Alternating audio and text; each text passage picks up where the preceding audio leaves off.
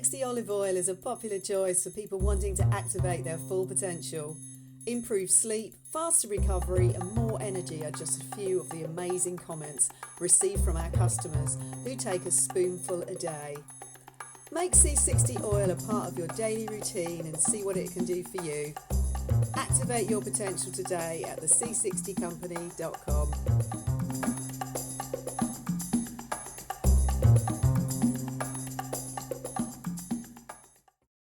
I'm going to start with the subject of Iran because of what an example the last week has been in how this coordination, not just against a country, but for a agenda, works. I mentioned in last week's public videocast how the part of the strategy in targeting countries that you are struggling to make a case to actually invade is to put your agents and operatives in a country and get them to generate unrest against the government, against the regime. This is what, of course, the so-called Arab Spring was all about. It was about, in places like Egypt, removing the government and replacing it with a military state, as they did, by getting the people to do it for you. And part of this strategy is to impose sanctions on the country, which brings economic deprivation. And then you start developing and triggering the unrest, which the population, the protesting population, think is actually being generated from the population as a response to what is happening, when actually it's being pump primed by those that answer to external forces. And the idea is that you then build and build and build this unrest to the point where you remove the government. And here we have, Donald Trump, who got elected by saying he was against all these regime change wars, who's playing a central part in bringing it about in Iran. And here's the story. Your courage is inspiring, Trump tweets in Farsi, backing Iranian protesters against Tehran government. US President Donald Trump has appealed directly to the protesters in the streets of Iran, wading into the grief and fueling anti-government discontent after Tehran admitted to accidentally shooting down a Ukrainian jet. To the brave, long-suffering people of Iran, Trump said, I've stood by you since the beginning of my presidency, and my administration will continue to stand with you. We are following your protests closely and are inspired by your courage. The world is watching, said Trump. Allow human rights groups to monitor and report facts from the ground. This is from a government deep state in America that has targeted human rights groups all over the world when they are seeking to uncover and expose tyrannical regimes supported by America, even indeed installed by them. And the point is, and maybe, these protesters in Iran might have the penny drop eventually. Not that I'm a supporter of the government of Iran. I think the Iran regime is appalling, but not least in the way they, treat people for not being as they want them to be. But we need to look at things in a dispassionate way. And it's clear that they don't want to remove the Iranian regime to benefit the Iranian people or minorities or whatever.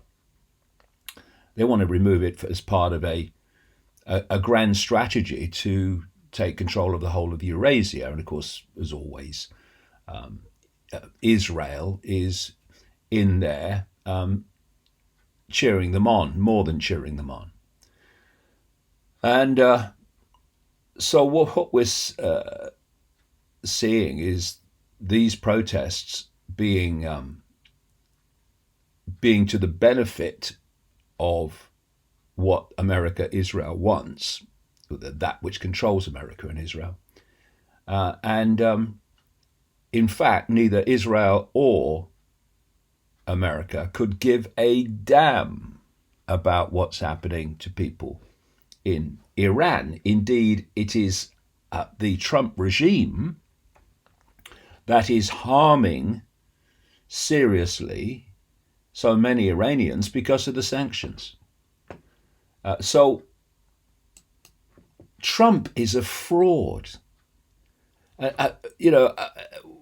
I guess if you're in the alternative media, that part of the alternative media that that supported Trump, I guess it's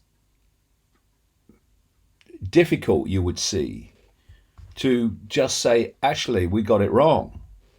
This man's like all the others. But, just out of pure self-respect, the time is going to have to come when that conversation within the self is going to have to be made, because he's a fraud. He's a front for the same forces that were behind Obama, that were behind Boy Bush, and so on. And again, another classic. We, of course, had the weapons of mass destruction lie to justify the invasion of Iraq and the catastrophe that's followed. But Trump came in saying, I was against that war. Well, the evidence is that he probably wasn't. And he said that it wouldn't happen under his presidency. And of course, that got him a lot of votes from people who were sick of this whole outrageous abuse of people in the Middle East and abuse of people at home through all the money spent on these foreign wars. So the technique is that when you don't have a genuine reason to invade a country, you make one up. Or you don't have a reason to do something that you want to do. You make it up. And so we had weapons of mass destruction in Iraq, classically. And now here is Defense Secretary Mark Esper saying that he didn't see specific evidence that Iran was plotting to strike 4 US embassies. Because that of course, was part of the... we had to take out this Soleimani military chief from Iran to protect Americans because they were plotting to strike 4 US embassies. They produced no evidence whatsoever. And so what they say is, the intelligence told us. Well, the way the deep state works of military intelligence, etc., is to tell the public via the political administration and to tell the president or the prime minister what is necessary to justify an action. So if they said, well, actually, Mr. President, we've got no intelligence that this guy Soleimani is planning to do this, that, and the other, so really there's no really excuse to take him out. Instead, you just say, well, our intelligence, Mr. President, or our intelligence members of the public says that he was about to do this, so this is why we had to kill him. I mean, Mike Pompeo, the Secretary of State for Israel, who's moonlights as Secretary of State for the United States, is always doing this. And so here we have the Defense Secretary saying that he didn't see specific evidence that Soleimani was planning attacks on 4 US embassies, as President Trump has claimed. Esper said on CBS Face the Nation that he shared the view that there was an existing threat against US embassies, as they represent the most prominent display of American presence in a country. But Trump made the 4 embassies claim as he was experiencing increasing pressure from Democratic, Republican, congressional lawmakers who have pressed for further evidence into the administration's thinking behind the attack. And so here we have Donald Trump, who's lying to justify acts that he was elected by saying that he wouldn't get involved in doing this.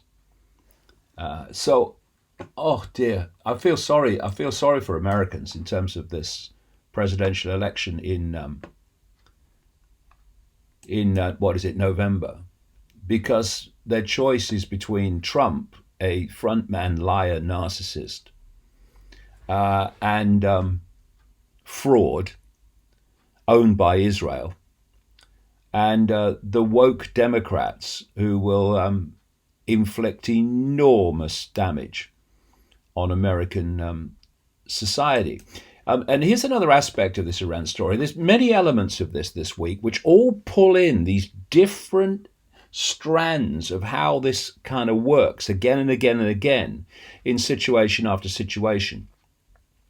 Trump administration planned killing Soleimani for 18 months before the deadly strike and devised a cyber attack to cripple Iran's oil industry in case Tehran retaliated.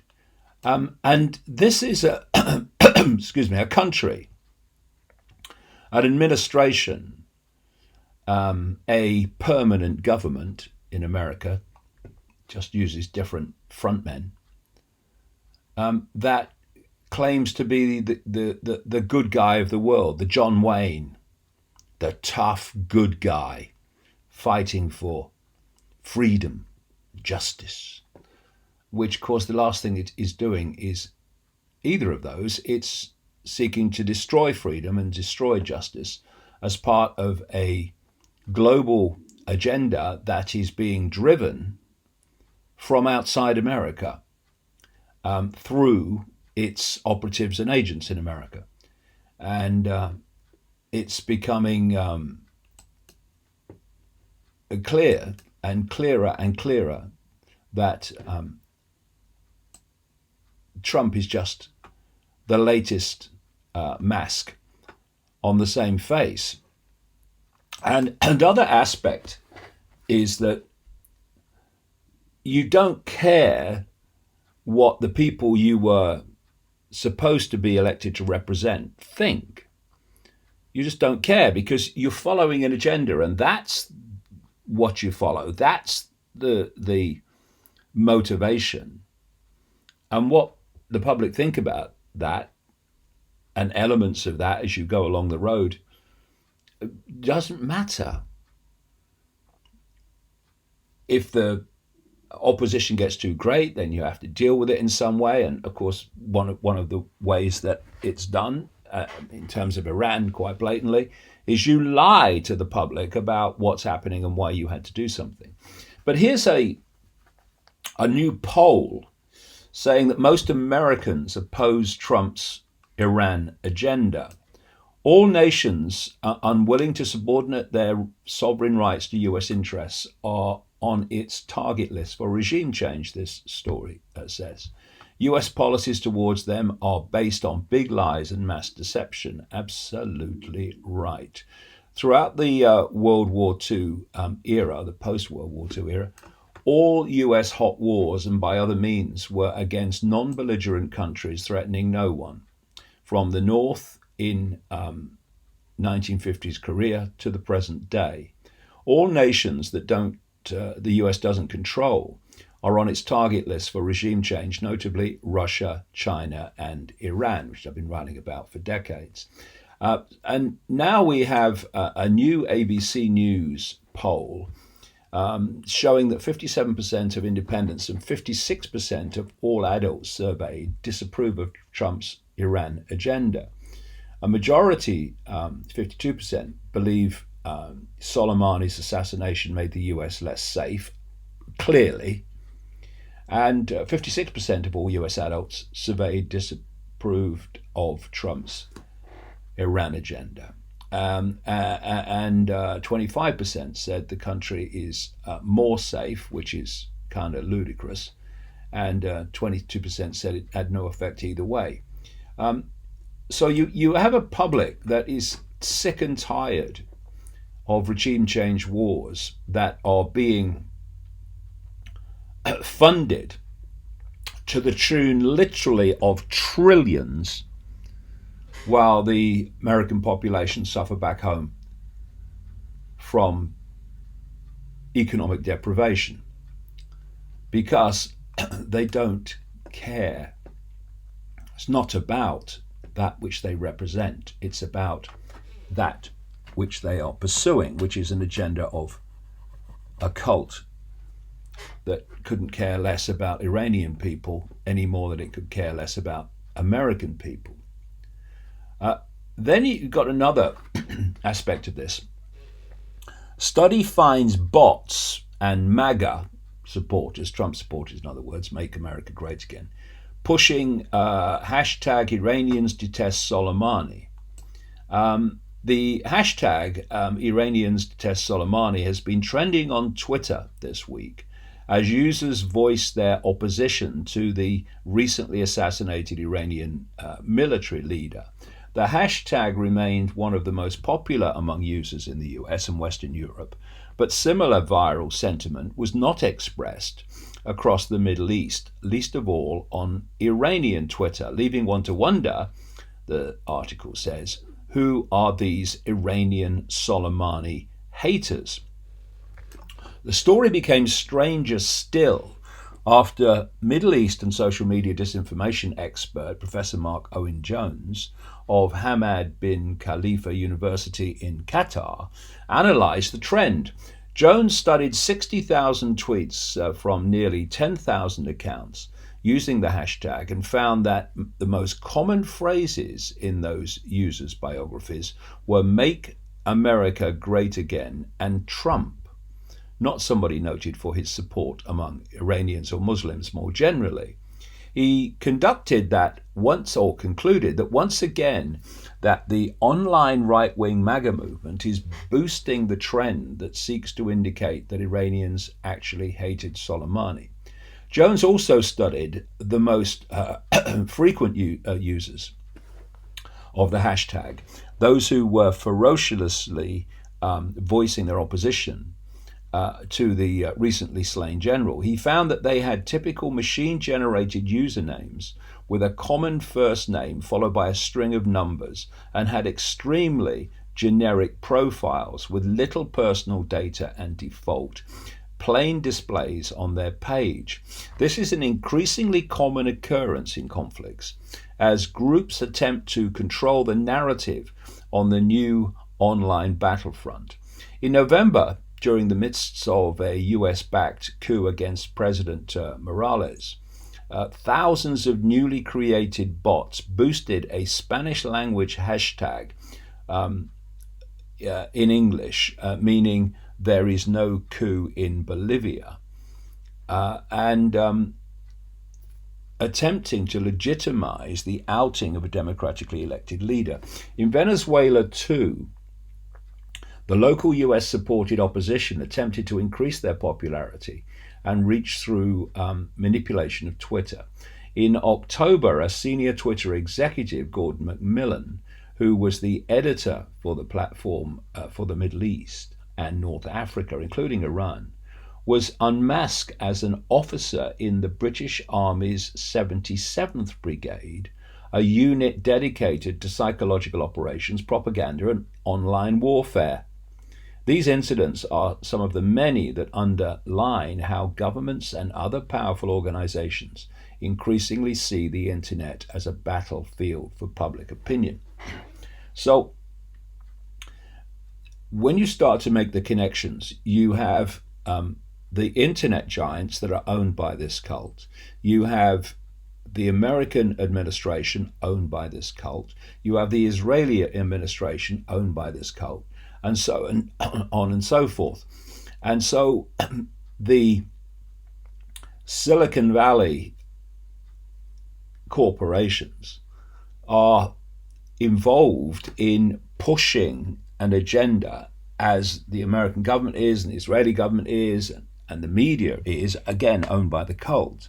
And it appears that a particular story or opinion or the way things are is coming from all angles, when in fact, when you go back to source, you find that it's the same core group that is putting out this propaganda through all these different areas and agencies that it controls. And social media, I mean, when you put something on social media that is against the system, how many of the people that kind of then come and attack you are actually really members of the public giving you a genuine opinion? It's been well exposed that Israel has a center, a cyber center at Beersheba, where people in uniform, literally military personnel, and students who are paid to do this, are on social media all the time attacking people who are exposing or criticizing Israel. And it seems, there's this big wave of attacks on this person who's criticized Israel, anti-Semitic and all this stuff, when actually it's coming from Israel itself. And of course, technologically, it's done now, so one person can actually multiple post in many different areas of social media at the same time. And I don't go into social media very much. The Gareth posts news stories every day from the site to circulate this information, but I don't get involved myself because I've got other things to do. Like I'm writing a book at the moment, and that's more productive for me than going on social media and having a to and fro argument with someone who might even be operating out of Beersheba. So I don't go there. But it's being used more and more to direct public opinion by making it appear that it is public opinion. And of course, if you go from their point of view too far in exposing it, then they just delete your page or delete your video channel, which is of course happening all the time now. In fact, we had a communication from someone this week saying that they'd been sent a kind of online survey from Facebook, and the whole survey were questions about davidicke.com. Why would they do that? Anyway, big tech joins in. This is another aspect of this Iran story. Big tech firms are now joining Trump's all-out war against Iran. The reason I'm going through this subject of Iran this week is this very system of how the propaganda for the agenda works. It seems to be coming from all angles when actually it's coming from the same source ultimately. So Silicon Valley giant Facebook announced that it would be deleting all positive posts against recently assassinated, or about recently assassinated Iranian General Qasem Soleimani on its platform and its subsidiary Instagram. So here we have a platform that is most blatantly censoring opinion. It's pushing one opinion and censoring the other. Now that is propaganda, and that is politicizing social media. And of course the fake news and all that stuff, hate speech, all being used to censor. And yet Facebook is being treated in terms of regulation as if it's just a platform for the free flow of information and opinion, which is why it has legal protection from being brought into lawsuits about what's posted on its platform. But it's not acting as a independent means for the discourse of opinion and information. It's acting as if it's a publisher that's deciding what goes on its platform and doesn't, which means that it doesn't justify the regulatory protection that it gets.